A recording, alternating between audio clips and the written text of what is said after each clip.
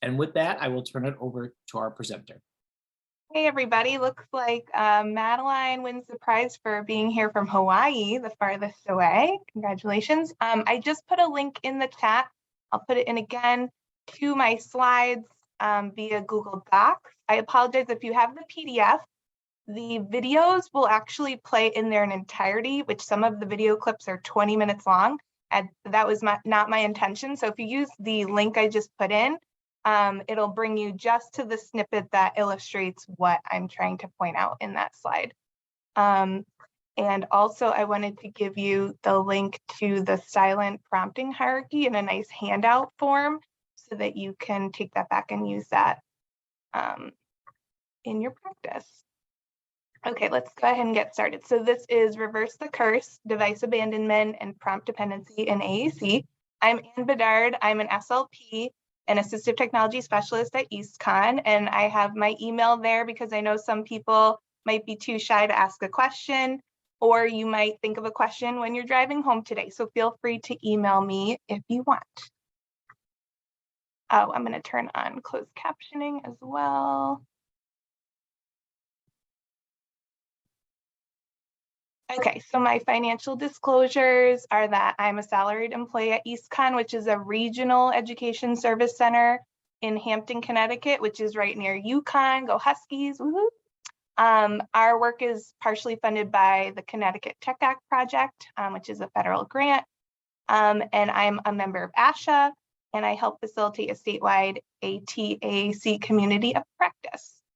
And at this point, I wanted to do a poll to find out who you are, which is something that I need to report to our grant. So I'm going to go ahead and launch the poll. Oop, this is the second poll, Jim. Oh no, this is the first poll, sorry.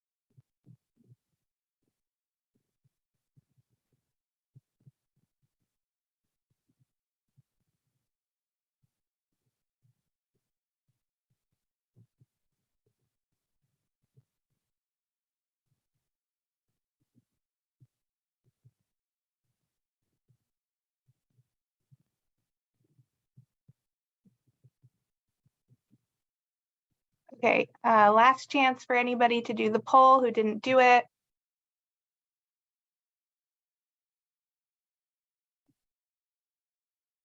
Alrighty, we have 85% completion. That's mastery criteria to me. So I'm gonna go ahead and end that poll. And then, let's see. Okay, so I just have one more, just out of curiosity.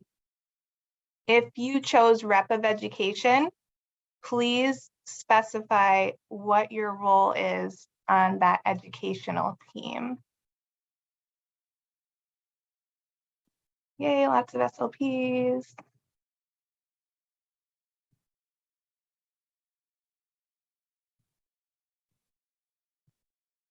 We have an administrator.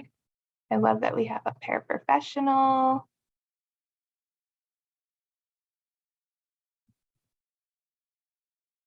And if you are choosing other in this poll, do you mind just putting in the chat what your role is on the educational team? I'm just curious.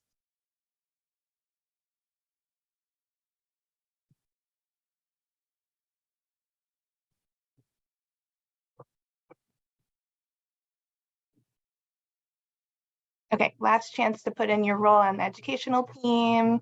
Then I'm going to end this poll.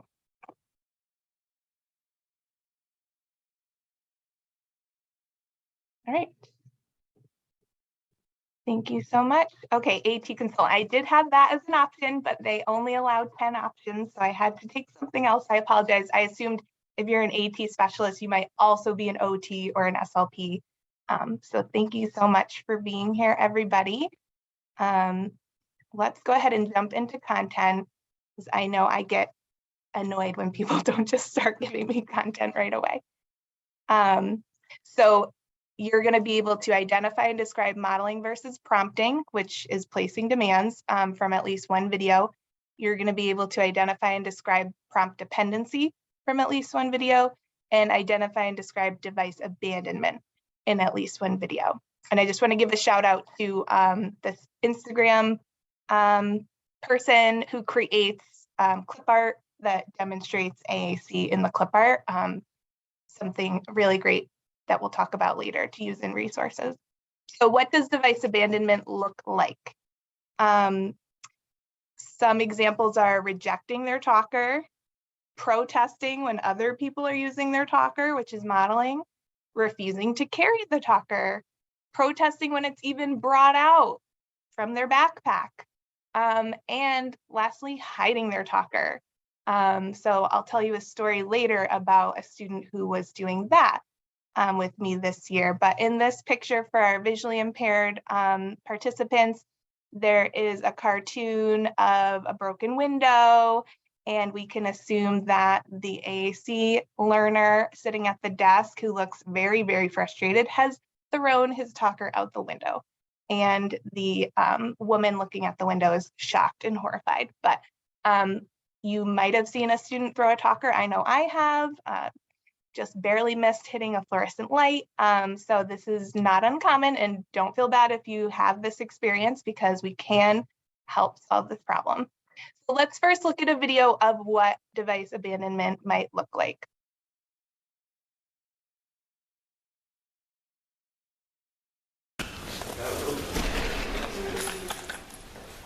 You want me to put it over there? Want me to help you put that there? Ooh.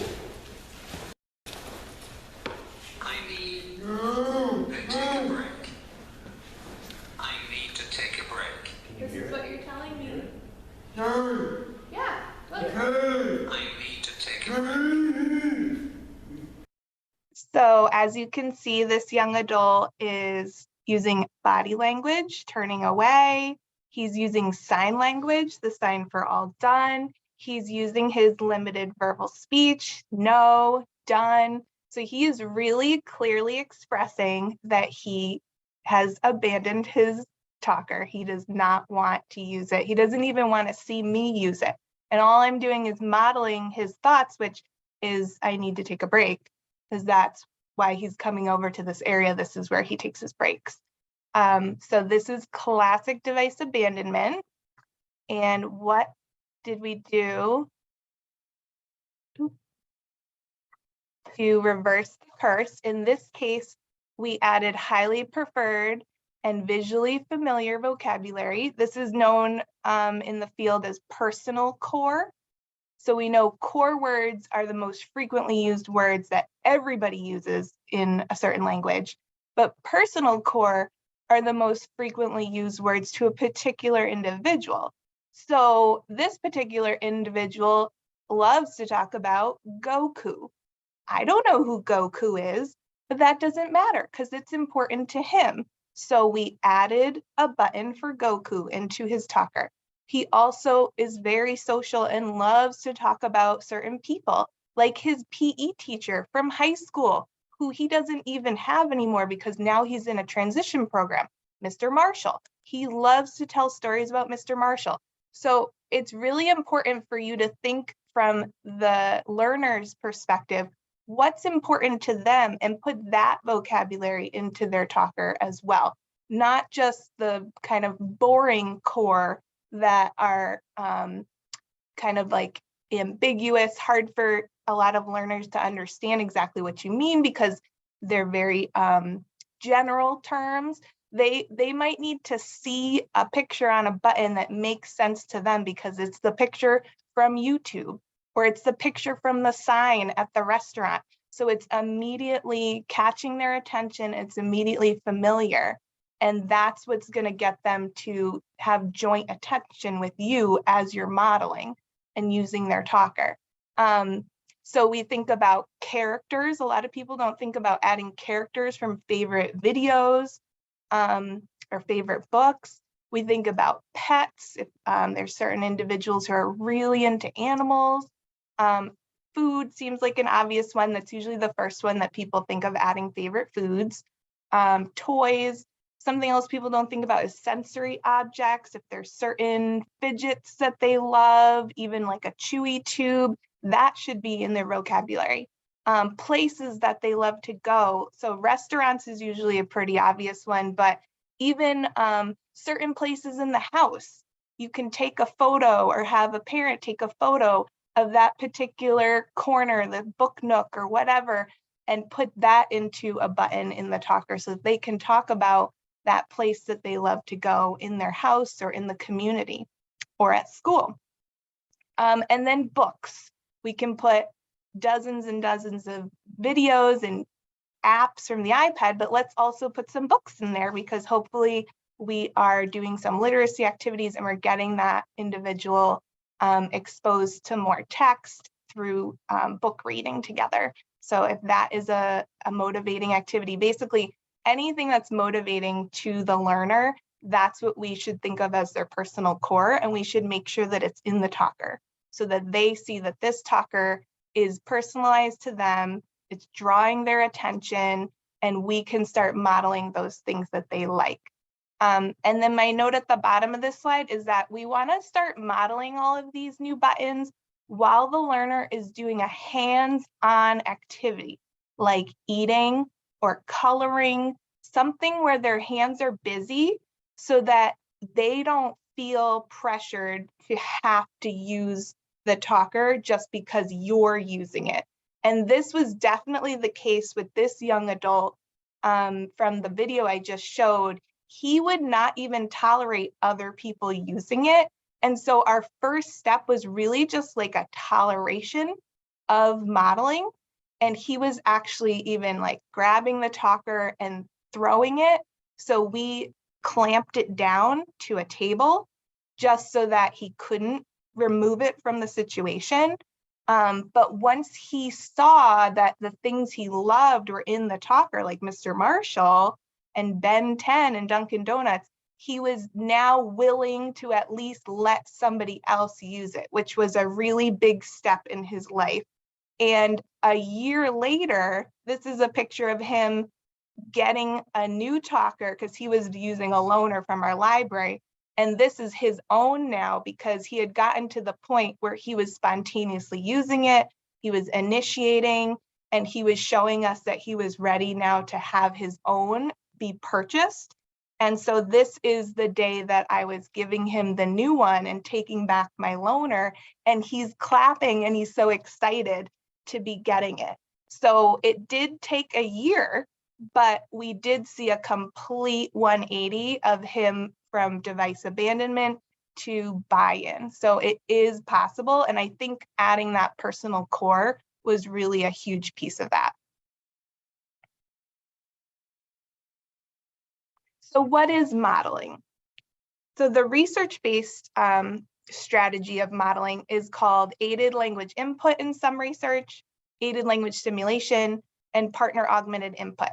So if you want to find good videos of people doing this in AAC, don't just search modeling because you will get the wrong kind of videos. If you search one of these research terms, you will get high quality videos that you're expecting.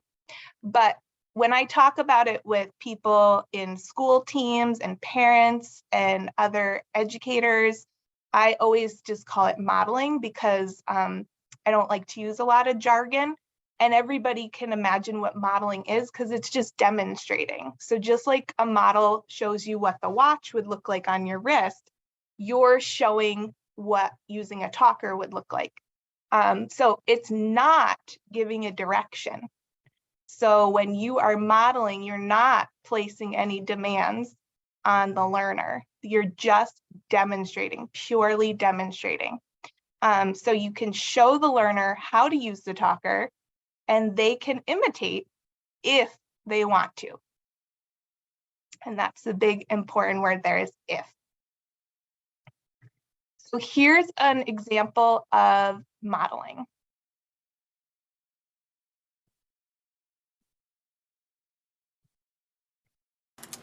Logan? Thank you, nice listening. I eat. I eat. I eat. Can you match some letters for me, please?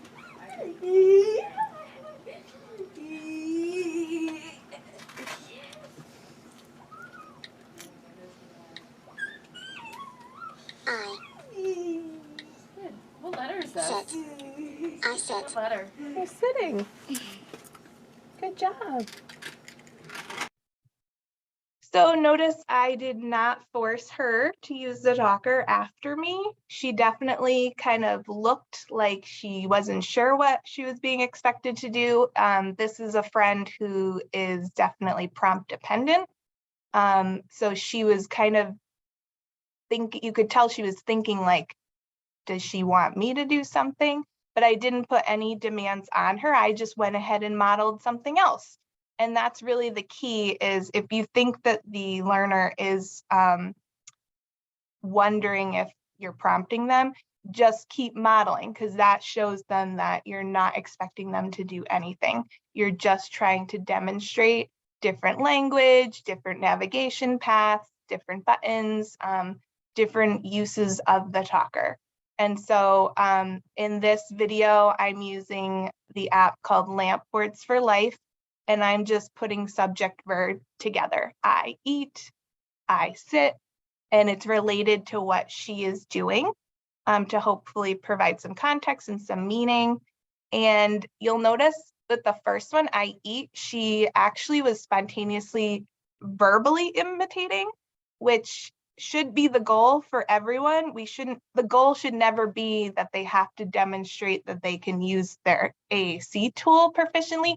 They should have to be able to communicate or express themselves effectively. And so if she's going to do that with speech, that's even better because that's more efficient than using a talker. So I think one thing that people need to think about is that we're modeling to try to promote expression. We're not modeling to try to measure progress in their ability to navigate a talker or their ability to sequence 2 words to make a sentence. It's really about expression. And so if they choose to imitate using their speech, that should be acceptable. That should even be more highly praised because speech is more efficient than using a talker. And so in this particular case, this student didn't spontaneously speak. And so for her to be imitating the talker was a huge, huge thing for the team to be celebrating. So to have this on video and show them like the use of the talker, the use of the modeling is actually going to foster her speech development because it's going to encourage her to speak. That was a really big selling point for everybody to buy into modeling because it is a lot of work for the adults around the learner.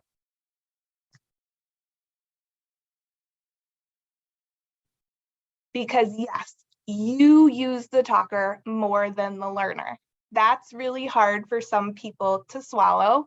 They're the ones doing all the work, all the demands are on them, and we're not necessarily gonna see a lot of data pouring out for us to take and collect about what the learner is doing. It's almost more about what everybody else is doing with the talker. But it makes sense because the only way the learner can imitate appropriate use of the talker is to see someone else use it appropriately. So if you just put a screen with buttons that make noise in front of any child, typically developing or not, they're gonna experiment with it. They're gonna push the same button 3 times because it sounds funny. They're gonna do silly things with it because they're a child. It's just in their nature. So we should never just be putting a talker in front of a learner and letting them experiment with it. We should always be demonstrating how to use it appropriately, to say something about what's happening in the environment, or to make a request or make a protest. It should always have meaning. It should always be between two people. So if a student is just playing with it on their own and nobody is reacting to what they're saying, then they're definitely not using it as a talker. It has just become an iPad at that point, which is why I always encourage teams to call it a talker and not call it an iPad, because it's not for entertainment, it's for communication. So when you call it a talker, it already clarifies to everyone in the class or everyone in the family that that's the purpose of it. And if you think about if you're learning a second language, you would expect your teacher to speak it more than you. You would not show up on your first day of your lesson and expect to just be speaking the new language. And if you think of a talker as a brand new language, then you would also not expect the learner to just be self-taught. They should get immersed in it. They should learn by seeing everybody else do it around them. So lastly, you want to model without expecting imitation. If you force the learner to imitate your model, you're actually prompting, even if it's just a pause and an expectant look. So we'll go through all the types of prompting in my prompting hierarchy later, and you'll see that the first step in the hierarchy is to just pause and expect the learner to do something. And you'll be surprised how many learners pick up on that, even if you think that they're not social or they don't have good attention to those around them. If you do something and then you just stare at them, they do feel like there's a demand being put on them. And we don't want to do that with modeling. We just want to demonstrate. We don't want to put any demands on the learner. So when good modeling goes bad, it's that somebody has provided a model to the learner, and now they're forcing the learner to imitate what they just did on the talker. And remember that forcing imitation is considered prompting. So an individual who's prompted to imitate models can easily become prompt dependent. And these are some telltale signs. I go as a consultant into a lot of different classrooms and just do an observation to start to kind of get a baseline of what's going on with the student with the talker. And these are some telltale signs that they're prompt dependent. So number one, they don't initiate, or there's very little spontaneous use of the talker. And a lot of times I'll just ask the team and people will say things like, well, he doesn't initiate, or well, she's not spontaneously using it. So that is definitely a telltale sign. Number two, if you remove the prompts, the learner will actually just wait because they're waiting for that prompt to come. And number three, after waiting for that prompt, they'll interpret any sound or movement from the adult as a prompt. So an example of this is how I once waited out a young man for close to 5 full minutes. And then I sneezed. And when I sneezed, he used his talker. It was like we were waiting each other out, and he finally got a signal from me that he was hoping to get that he should use the talker. And it's really because he had become prompt dependent. So he really thought the routine was, I don't touch this device until an adult says I should, because that was the routine that was established for years. So he was in high school. And when I sneezed, he finally got that signal that he was waiting for. So then he quickly jumped and pushed the button on the talker. I have a video of a different example. In this one, the support person leans behind the learner and makes a comment to the SLP who's off camera about him being left-handed. And that is interpreted as a prompt. So you'll see.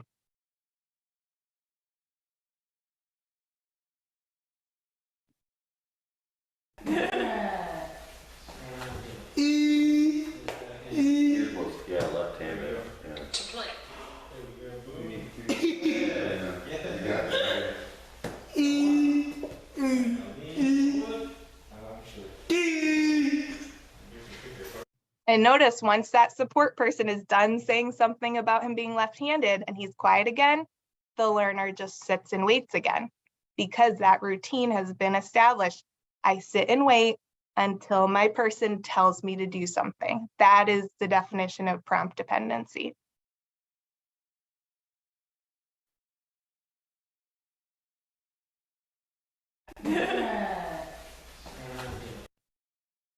So the strategy I found to reverse this curse is to only use third-party prompting. And what that means is that the prompter is outside the conversation.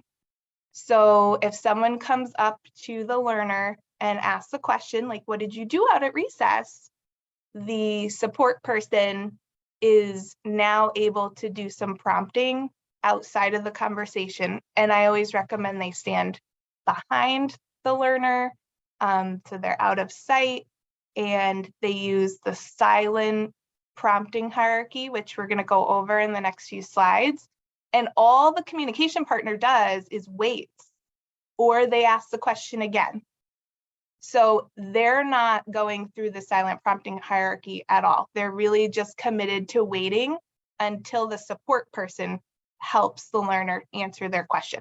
So you've obviously got to set up some expectations for the communication partner that they have time to wait. This cannot be happening as you're walking down the hallway. This has to be a planned thing. It works really well with specials teachers, like an art teacher, if they know ahead of time that when they come around and they ask the learner something, they need to just sit and wait for the answer. If they don't have time to do that, then it's not a good opportunity. But sometimes this works really well with visiting the nurse or visiting the secretary in the main office because they do have time to wait. And this style of third-party prompting also makes it much more natural to fade the prompting because the prompter is completely silent and they're out of sight. So it's very easy for them to just fade away and leave the learner talking to the communication partner because that's the end goal. The end goal is that they're independent and they're not needing any help from a third party.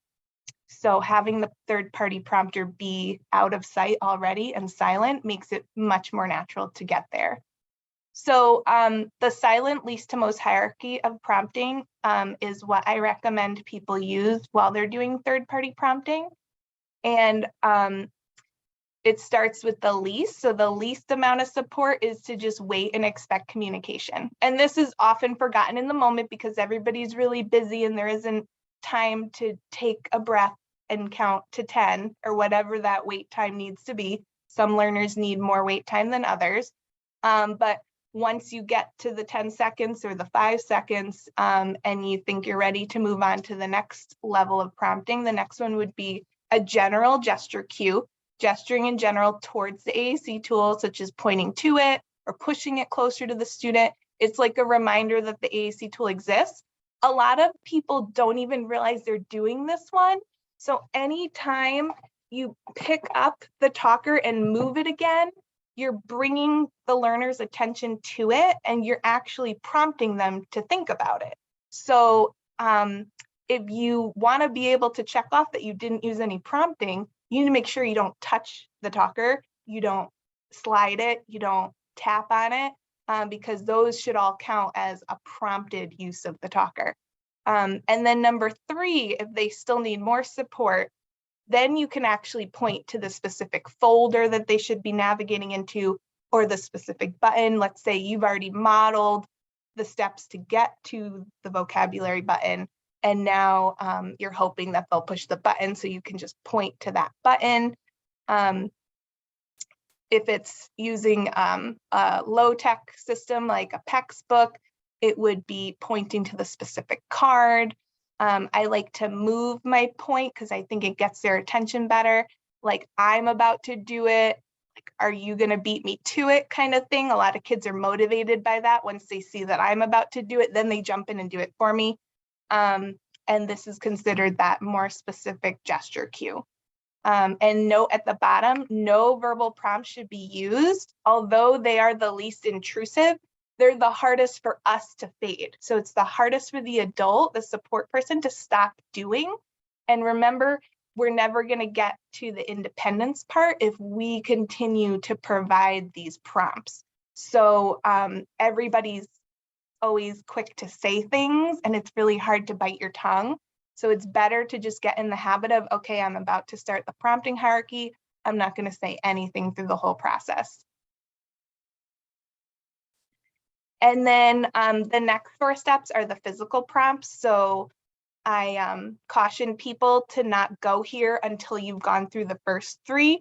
But if you've gone through the first 3 and you're not seeing the learner jump in to use the talker, then you could use a partial physical prompt, which is moving the student's arm. I usually go at the elbow so that their hand moves towards that target that you were just pointing at. I've only had a couple individuals who, once I got their hand that close, they just froze. But then what I would do is I would tap their hand to cue them that they should be pushing down. And lastly is the full physical prompt, which we call hand over hand or hand under hand, to actually make the student touch the right part of the screen or pick up the right PEX card. And why I never jumped to this is because we're not teaching in an errorless manner, like discrete trial intervention, which is frequently used with a lot of learners that I work with when they're in their workstation, their cubby, and they're doing a lesson and they go through 10 trials. If they're about to make a mistake, they get interrupted so that they never make a mistake. It's called errorless learning. We don't want to do that with the talker, because we want to see if they were gonna make a mistake or not, because that's how we measure progress. And we also want to see what they do when they make a mistake. A lot of learners surprise you if they push the wrong button, they hear the voice come out and they realize it wasn't the right button. They will look again and push the right button. So you'll never know if they were gonna do that, which is called self-correction, unless you waited to see what would happen. Also, they might go into the wrong folder and then they realize, oh, I need to use the back button to get back to that page because I made a mistake. Or I need to use the delete button in the upper right corner to erase the word that I just pushed. All of those are skills that we want them to learn, and we won't be able to assess whether they've learned it if we don't let them make mistakes. And the note at the bottom again is no verbal prompt should be used. Although they're the least intrusive, they're the hardest to fade, and they really are hard to fade. Educators have a really hard time not saying something, so that's why I wanted to put this note again at the bottom as a reminder. So we're going to go through some videos of each step. So step number 1 is the wait and expect communication.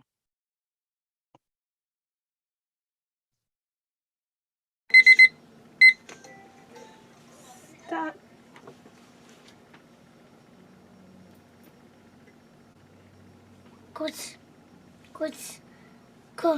Go. So as you can see, it took her a little bit, but you saw the wheels turning in her head like, oh, she wants me to do something. So just you waiting silently is definitely putting a demand on the student. This is somebody who doesn't mind demands being put on her, but if you imagine the first young man from the very first video, if I were to put even just a wait demand on him, he would be behavioral and it would be escalating. So that's why it's really important to be aware of when you're putting a demand on a student and when you're not.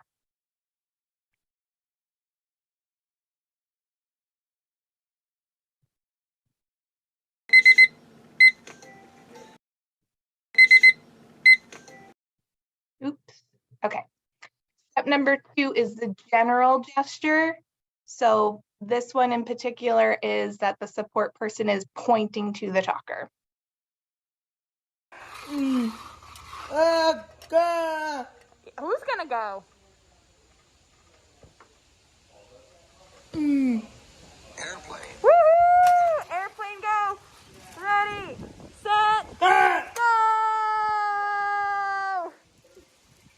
Nice job, Chris.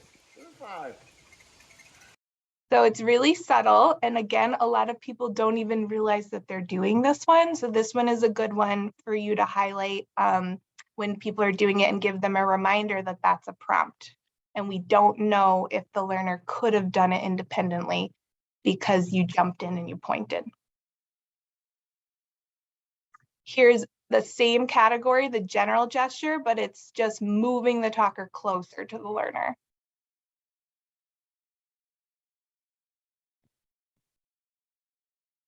To play.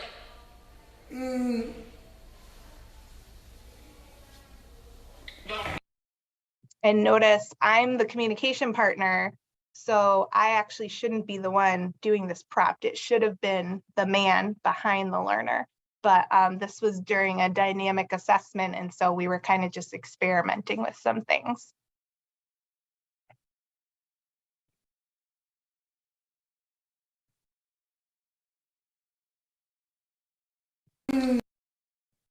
Okay, step number 3 is the more specific gesture, which again, I think I'm going to deliver the prompt, and I want you to remember that it would be better if the third party person delivered the prompt.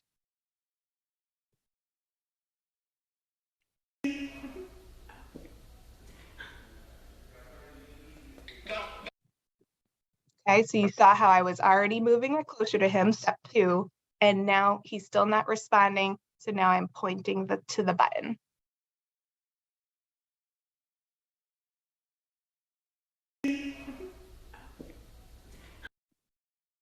Okay, now we're getting into the physical prompt. So number 4 is that partial physical, which is moving their arm.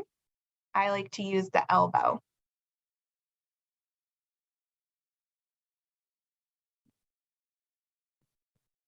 Who's gonna get it?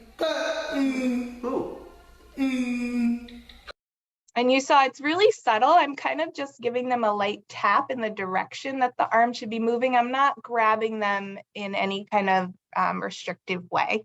So they still have the freedom to resist the prompt if they want to. I think that's really important because a lot of individuals don't have that autonomy to be able to say no to prompting. And so I always like to be as open and allowing them to resist the prompt if they want to.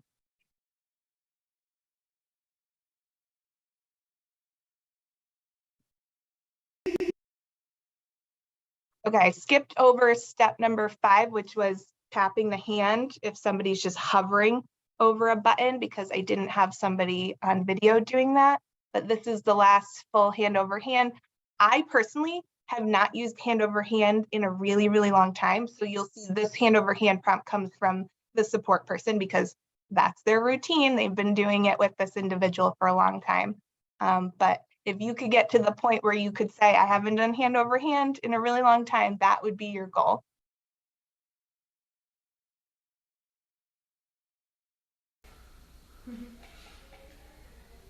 Thank you.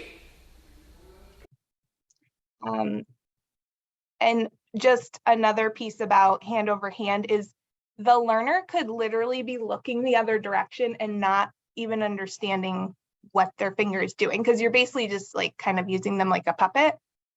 So you don't get a lot of learning through hand over hand. What you do end up getting is the routine is we always use the talker together. And so what I see a lot of times is, especially with students who are very social or very young and they love their support person, that they even go and get the adult's finger and they do hand over hand with the adult because they think the expectation or the fun routine is that we always grab each other's hands when we use the talker. I've seen this at least 4 times.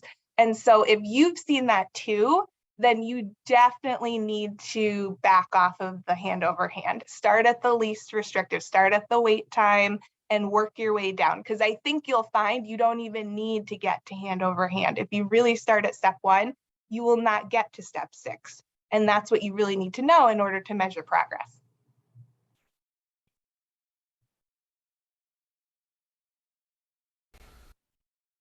Okay, so just to recap, when we model, which is demonstrating use of the talker, it's really natural to expect the learner to show us they learned something by imitating our model. I'm not shaming anybody. I still fall into this with my own children. I want to see progress. I want to see that they're doing something. But just remember, when you force that imitation, you are prompting. And so the two scenarios are, number one, an individual who learns the routine of being prompted can easily become prompt dependent, waiting for the prompt and therefore never initiating spontaneously. Or number two, an individual who seeks to escape demands, which prompts are, can easily reject their talker, which is known as device abandonment. So either way, prompting has created a problem that we need to now reverse. So that's why it would be much, much better if we just stuck to modeling. So the biggest strategy you could ever use to reverse either of these curses is modeling. So you model what you interpret the learner is trying to say. And the language should be from their perspective. So if they just grabbed the toy and now they're playing with it, you're modeling my turn, because what they're saying is it's my turn. You could model as often as you understand what the learner is trying to say. If you don't understand what they're trying to say, so they're upset about something and you don't know what it is, you can't really model in that situation because you're just going to be guessing. And if you guess wrong, you might frustrate them even more. So if you don't know what they're trying to say, you could model your own thoughts. You could highlight key phrases from what you say verbally. A lot of people do this with American Sign Language. Okay, stand up. We're all done with work. You know, they pick out like one or two words from what they said and they do a sign with it. So I would just tell you to replace the signs with the talker. So highlight one or two key words from these sentences you're saying and use the talker to say them instead.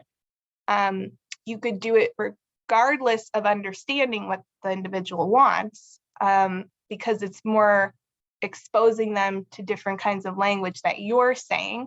But if you happen to be saying fun, positive words, silly words, those are the ones that are probably going to be more interesting to the learner. They're probably going to pay attention to what you're doing on the talker better. They're going to be laughing, smiling, and they're probably going to want to do it too, which is that imitation piece that you want. And you have to kind of entice them to do it instead of forcing them to do it, which is where that whole mantra of inspire, don't require came from. You want to inspire the learner to use their talker because you're making it look so fun and so awesome that why wouldn't they want to imitate me? You're not requiring them to imitate as a demand. So I hope that makes sense to everybody because that's a huge difference. And I see this strategy working for people all the time. So here's a video of me modeling my thoughts.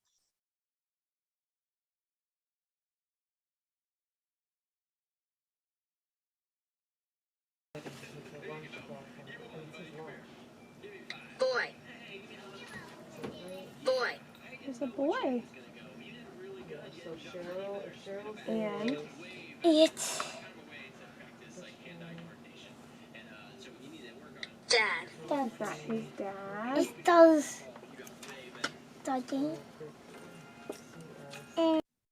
And I just love how much spontaneous verbal is coming out. She's verbally imitating the talker and me while I'm modeling. So we're seeing progress. We're seeing data that we need to collect, but it's not necessarily about her using the talker. It's about her expressing communication, language, you know, nouns, labels, whatever your objectives are in your IEP. You can get the data that you need without forcing it to come out of a talker.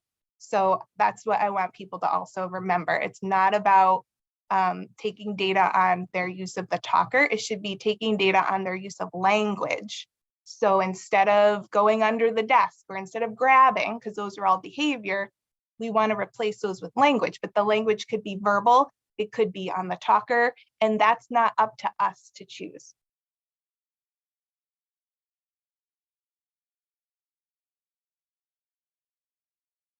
Okay, and the last type of modeling is to model use of the talker to socialize with peers. It's really, really important to show, to demonstrate how the talker initiates an interaction with a peer, because that's something that the research shows AAC users are lacking. They're using it mostly to talk to their support person or to their parent, and they're not using it to socialize with people their age. So it's really important that we remember that that's an important piece to model. So in this example, a peer is nearby saying, look how big that airplane is. She might not even be talking to your learner, but you're modeling the word big because you heard that as a keyword from what she said. And so now that peer is like, wait, are you guys talking about what I'm talking about? And now you're in an interaction. It's all about learning how to initiate interactions. And the peer should be encouraged to use the talker too. Once you've got that peer in an interaction with your learner, you can encourage them to push the button or to say something new, or to even like request a high five from your learner so that they're connecting genuinely, because kids are more likely to imitate kids. So your learner is probably more likely to hit the high five button if she sees the girl hit the high five button. And you're just promoting these relationships that they're going to have through their years at school. Their para might change, teachers change every year, SLPs change when they switch buildings, but the peers are the ones that are going to be with your learner all through. So it's really important to help them see how to make relationships. And it's hard for the typical peers too. They don't know how to approach somebody who's using a talker unless you show them that it's not that big of a deal. We all communicate in different ways, and this is just another way to communicate. So speaking of peers, this is the hiding story that I was alluding to in the beginning. One of the students I consult on was retained in kindergarten this year. He has had a talker since he was 4 because he has childhood apraxia of speech, but this year his talker wasn't showing up at school every day.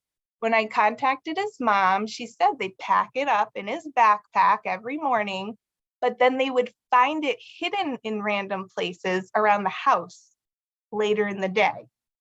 And so I met with the 6-year-old, and he expressed he didn't need his talker anymore. But when I offered to loan a second talker from our library that his whole class could use, he said yes. So I think what was happening was, because he had a new peer group because of the grade retention, he became anxious about looking different to these new peers. So the classroom talker was actually huge success. He was using the classroom one to show the other kids. He felt like he was the expert. All the other kids thought it was fun because it's an iPad. You know, we called it a talker, but they all started calling it a computer. But basically they bought into it. They made it seem cool. And then all of a sudden the learner stopped hiding his talker. It started coming to school every day. So this was a really good example of how normalizing use of a talker can be really powerful for those kids who are very socially aware. Maybe they just have apraxia of speech and they're embarrassed or anxious about what their friends think of them having a talker. So like in my example, you could find out if there is a lending library in your state that you can access another talker with the same app, and then you can load the learner's customized file onto, or you could just use the default file, whatever you think is appropriate. Us in particular, we only cover less than half of the state of Connecticut, and we have over 20 talkers in our library because there's such a high demand for people borrowing talkers. So I wouldn't be surprised if you had a similar situation in your region. So just search online and see if you can find that. If not, you could print out and laminate specific pages from the learner's talker as a low-tech AAC option for the peers to use, because again, it's still going to normalize the use of AAC. I would encourage the general education teachers and parents to read with siblings, cousins, friends, peers in the classroom, books about what a talker is or that just feature a talker. The two that I really like, because they really introduce what the concept of why a student might need a talker, is Lucas the Lion Loves the Tiny Talker by Ryan Rowland. That one's a board book and it's short, it's very concrete, so it would be great for pre-K. Something to say about my communication device is, I would say more like first grade and up, or even second grade and up. But it has a page that talks about how like my friends can use it too. So you're already helping the general education teacher understand what the implementation strategies are just through her reading the book to the class. Or it's a reminder because you already had a training, but maybe she just needs a reminder. And I have this book read at the beginning of every year because it's always a new teacher every year, and possibly new peers because they all mixed around. So it's just a nice thing to do at the beginning of the year because they all have a story time every day. And then AAC Rhyme Time by Amanda Hartman isn't explaining what AAC is, but there's a different kind of AAC tool used on every page, and every page just has a different kind of rhyme poem about AAC. And you can actually on YouTube, you can go, if you search the title and the author, it's a video of Amanda herself reading the book, and she's super animated. It's definitely, the audience is children, young children, and she's actually using all different types of AAC in the video to like comment on what the page was about. So it's a really cool video to help people understand, and again, to normalize the use of a talker. And then lastly, I encourage people to include pictures and videos of individuals using talkers in all of their instructional materials. All of the teachers use Google Classroom now or something similar. They're creating slides. And how hard would it be to just have some clip art that has a talker, a student using a talker or an adult using a talker? So one example, again, is the illustrator who is on Instagram as Drawn to AAC. You could even commission her to create custom drawings. So the clip art of the third-party prompting, I actually told her exactly what I needed to illustrate what third-party prompting was, and she created it from scratch. So that's a really great resource. And I think there's probably even more ways to normalize the use of a talker to try to help those students who maybe have device abandonment because of them feeling different and not wanting to look different. So I would love to hear some input from you guys as well about ideas of other ways to normalize talker use, or any questions about anything that we went through.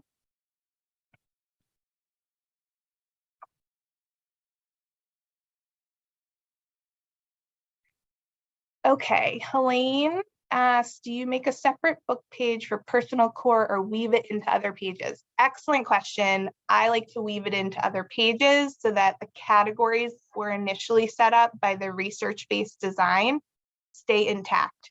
So if it's a person, it's going in the people folder.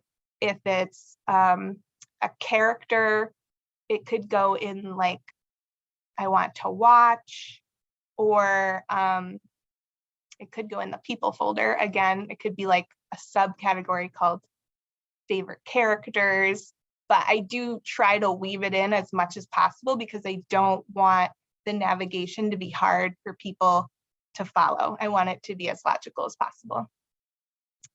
Lori asks, is personal core the same as what is sometimes referred to as fringe vocabulary? Good question as well. Fringe vocabulary is just the opposite of core. So when you think of core as most frequently used, fringe is not as frequently used, but still like standard vocabulary. So fringe would be like iceberg, and it might not be specific to the student. So personal core is always going to be very specific to one individual learner, whereas fringe is just all the words we use in English that are not frequently used. Kara asks, alternative to implement third-party prompting in one-on-one environments. That is tricky. I know what you mean. Like it's just a parent and a student, or it's just the occupational therapist and the student. You would have to prompt from the front, which means you would be the communication partner asking the question, and you would be the one leading them through the prompting hierarchy. But I've found that's very hard to wear both those hats for the adult. It's a lot to think about.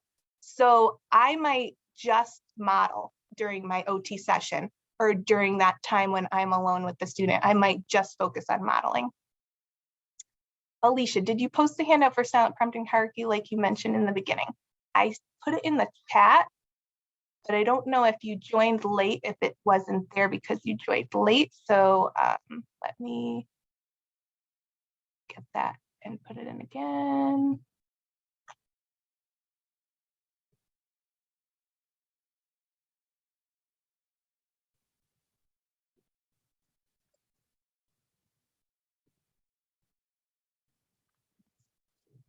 There it is again.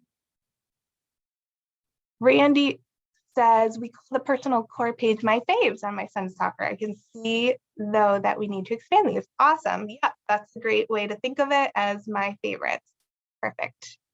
Carol says, ask prompting for eye gaze or step scanning. Yes, I didn't get into that because it's like a whole nother world. So I'm not the expert on that. I apologize. I do just want to briefly say that you can model eye gaze by touching.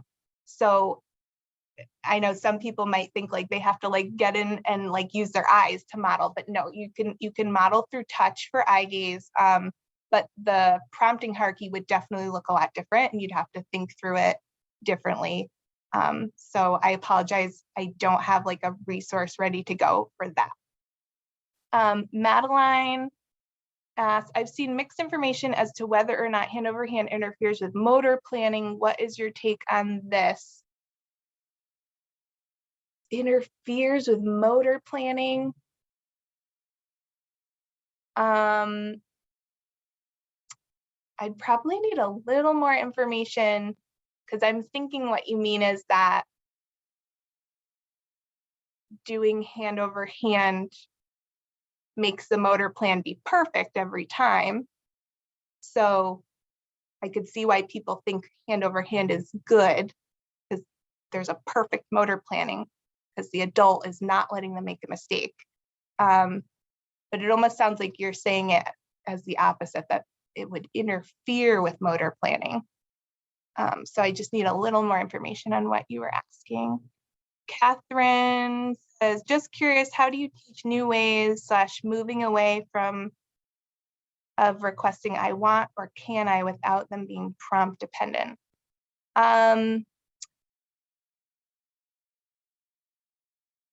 So it sounds like you're stuck in requesting and you're feeling like they're prompt dependent. I would work next on protesting, because it's all about motivation, right? So it's easy to start with requesting because you know the student is motivated to receive a concrete item, but maybe they're also motivated to get a break from demands.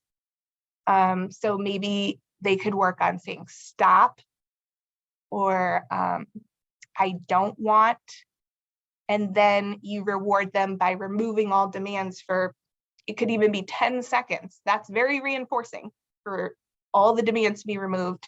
It doesn't have to be this huge interruption to their schedule. But that might be a good next step. Another thing that's very motivating that people forget about teaching is directing others. So like if they're in a special or in the general education classroom and the teacher is about to start the Go Noodle video, and the AAC learner gets to be the one to tell the teacher go, and that's when the video starts. That's very powerful. To be in control of an entire group is very motivating for a lot of students, and sometimes we forget that. So maybe think about how to get into other things besides requesting that are still so motivating that you don't need to prompt the student. That once they catch on to oh, you modeled it and it worked and they got this big reaction, I'm going to do that too because I want the same big reaction. Mary asked, why do you use 2 devices with the little girl? So her PECS book was in the background. I think that's what you're referring to. Her PECS book was what she was currently using. And there were so many cards that they were having to make them so small to fit them all. And they were getting lost. That's why they were having me come to do an assessment to figure out what high-tech app she could transition to. So I think that's what you meant. Caitlin, where should we put the personal core? Should it be on the first page to entice them in? And in that case, when that requires to remove more core activity. So it kind of goes along with the other question. I would not change the integrity of the research-based design. I would weave it into the subfolders that it makes logical sense to be in, whether it's a person, place, or a thing. And you could just model the navigation to get to the subfolder so that they see the button that's visually familiar to them. So I would do some modeling and then wait and see if it entices them to activate the familiar personal core. And then how long would you suggest you waiting before moving on to step 2? That's a good question. It really depends on the learner, but probably longer than you think. So if you think 3 seconds, try 5 to 10. If you think he needs 10 seconds, try 20. Because honestly, I think a lot of times they need more than we assume. So I would always add a little bit more. Can you give us some more examples of support people? Yeah, so in my experience, because I work in the school setting, it's the paraprofessional is really the #1 person because they're with them the most hours of the day. But then obviously outside of school, it's probably going to be mom or dad. There might be home services, so it might be like another paraprofessional essentially that's outside of school. And then obviously all the therapists when they're working one-on-one, OT, PT, speech. It could really be anybody, whoever is the adult who is caring for the learner at the time would be the support person. So yes, it could be family members. I'm trying to think of who could be a third support person during school sessions when the students don't have a one-on-one or an IA available. Implementation is really tricky when they don't have a one-on-one. I know a lot of pre-K classrooms don't have one-on-ones. They have paraprofessionals who are responsible for supporting the teacher with all the students in the classroom. And that does become very tricky in order to do some really good implementation strategies in order to clean up some problematic things that are going on. I also see that it is after 1 o'clock, so I apologize that we did not get to all these questions. You guys have really great questions. And what do you think we should do at this point? That's completely up to you. If you have time to continue to answer questions, that's fine. But if you do have to go, I understand that as well. No, I would love to continue to answer questions. So for everybody else, if you don't mind, I'm going to continue to answer questions. So I was thinking about pre-K classrooms or like outside of school when there isn't anybody else to do third-party prompting. There might need to be a change made about how the staff is utilized. Maybe like you could schedule in specific times when there is another adult there, so that you can be more intentional about doing some third-party prompting. Or unfortunately, I would say you would have to, like I said before, wear both hats, be the communication partner and the prompter, which is very tricky to manage. Or it never hurts to just model. I know that isn't always what people want to hear because they're not seeing the results that they want to see from modeling, but remember, typically developing babies, they have a language modeled to them for a year before they start producing that language. So if you think about that, you can't expect to see amazing results if you only model for a little while. So there's no harm in modeling. There is harm in you prompting from the front because again, you create that prompt dependency. So when in doubt, just model and model those personal core that are super enticing so that the student is at least attending to what you're doing and not becoming prompt dependent. Okay. Renee asks, using the modeling method, how do you determine the best AAC tool app language tool for a student? This gets back to the need for an assessment, whether it's a formal assessment or a dynamic assessment, but there definitely needs to be someone involved who has experience with multiple options and knows how to model multiple options and knows how to do an observation of the student and file review and talking to the team, collecting all the information, putting all of that together in order to make one specific recommendation. And that can't be done just by me telling you a certain product. So I would encourage you to find a way to get that assessment done. The information provided very helpful. Awesome. Do you have any suggestions for modeling what for a student who uses auditory only scanning? That is going to take a lot of narration because it sounds like that learner is an auditory learner. So you're going to almost be like narrating instead of the things you're doing visually with your finger for modeling. You need to narrate what you're doing so that they can listen to what they could do to imitate you, right? But it kind of gets back to the question about eye gaze and switch access, that you're going to have to definitely modify things. It's going to be a lot more problem solving. Just think of yourself as a professional problem solver. There's no experts in any of this. It's really just people who have taken the time to problem solve and try things and tell other people about what worked. So don't be afraid to try things. Lorraine asks, are your chat links going to everyone because we aren't seeing them? I have That is- reposted those in the chat. Okay, If thank anybody you, has Jim. not seen them, just comment in the chat. I'll post it again. Thank you. Judy says the silent prompting link is not showing in the chat. Okay, so same issue there. I'm not seeing the document link. I've read that hand over hand impedes with students learning the motor planes necessary for their device, as in navigating where buttons are. I've also read that it helps. I wasn't sure if you had more info. Yeah, so I could see it go either way. You can make an argument either way, but I would just think about it for your specific learner. Are they aversive to tactile prompts? Like, are they gonna feel like you're invading their personal space? Or are they gonna be one of those students who's like, oh, this is fun. Now I only use my talker when we do it together, and let me go grab you when I wanna use it. So it kind of depends on the learner. As far as learning motor patterns, it's better if you never make a mistake because then your brain learns the pattern faster. But like I told you, I wanna know if the student noticed they made a mistake. How did they problem solve through fixing the mistake? So I think you could make an argument either way.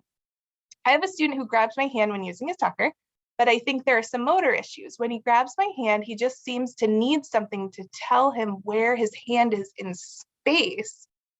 I'm not directing his hand, he is. However, after hearing this talk, do you think it is him just being prompt dependent? That's interesting. I would want to know what his occupational therapist thinks about his fine motor skills. Like, what makes you think that he needs something to tell him where his hand is in space? Is he doing this behavior when he's using an iPad to watch a YouTube video? Is he doing this behavior when he's using his hands to eat? Like, I would want to collect more information from the professionals who focus on fine motor skills and also do observation to try to figure out if it's across the board or it's only with the talker. So again, you'd need to collect more information for that one. Elaine, how do you decide when it is appropriate to start prompting and expecting the student to communicate versus aided language input? I always start with aided language input. I don't prompt unless they need it. So when I meet a student for the very first time, like during an assessment, I just start by modeling as I'm talking, as we're doing an activity. And if they seem like they understand, but they're hesitant to use the talker, I might use some prompting to kind of show them that it's okay for you to use it too. Like it's my talker, but I want to see you use it. So I just encourage them that way. If it's that they need some kind of support physically because of their fine motor skills or their tremors or anything like that, then I would add a support that isn't me. I would add a key guard, which is like a plastic frame so that they can rest their hand on it and then just move their finger into the hole that they want. But basically, I always start with aided language input and I use prompting as needed, depending on what I'm seeing when I'm doing the aided language input. So I hope that answers your question. And then Mary, a student only wants to access favorite videos and songs on his device using eye gaze. He's recently gotten the device. How do we handle this? Okay, this is kind of different because since he is a complex motor person, you're trying to do everything on one device, right? Like he can go watch a video for entertainment on the same device that's also his talker. That makes it really tricky because you're not dedicating it to communication. So if I were him, I just want to watch videos on it too. Like it makes perfect sense. But I guess depending on their age, depending on their behavior, I would try to talk to them about the importance of using the communication app, because basically you'd have to shut down the video to get into the communication app. And I would want to see how upset he gets when I shut down the video, how quickly he recovers to me modeling in the communication app. And I would model something that gets him back into the video. So he sees the connection that like, okay, using this app isn't terrible. It gets me back to what I want. That might be a way to start that buy-in of using the communication app as well as using the entertainment parts of his eye gaze device. But that is very tricky. What would be your suggestion from understanding to action? Most people in schools will agree with everything that is being said, but will not translate into action. How would you explain it in terms of barriers? I like to meet with the team together so that we can all be honest and contribute to the discussion. And I go through slides that teach all of this stuff. And then I have a slide that's blank that just says, how does everybody feel right now? Because I want people to be honest, like if they feel overwhelmed, they think that if they try to do this stuff, it's not going to go well. So we just list out on that slide, what are the concerns? What are your takeaways? And sometimes somebody will summarize what they learned and it's the complete opposite of what I taught them. So that's an opportunity then for me to clarify. Oh, remember, that's a prompt. We don't want to do that. So I think building that rapport as a team and helping everybody feel like they're all on the same team and we can be honest with each other and we can help each other and remind each other and work through those things together really makes a difference. Do you have any goal ideas for targeting extinguishing prompt dependence? So the way I recommend people write goals and objectives is that student will do X using language in 8 out of 10 opportunities, so that it leaves it open for them to use speech or use their AAC. So I might say like student will protest when presented with non-preferred activity using language in 8 out of 10 opportunities. I don't recommend people make goals specific to the AAC tool because I think that is very limiting. And I wouldn't think to make a goal that's specific to extinguishing a behavior. I would rather make a goal for the replacement behavior, if that makes any sense. And then any ideas for third-party silent prompter when none is available, staffing is an issue. So we've had this come up twice already. This is the third time. So clearly you're not alone. And again, I would just do modeling, because having to be prompting from the front is not good for the adult and not good for the learner. Thank you and thank you. Great.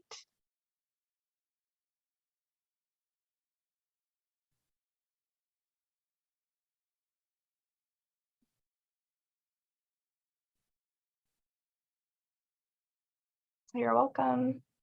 I think, Jim, you're gonna do the outro. Yep, it looks like no more questions are coming in. I just want to say thank you very much for this presentation. It was fantastic. For those of you still with us, you should receive an email tomorrow, and that will give you a link to access the certificate of attendance. Thank you for attending and have a great day. Thank you, everybody.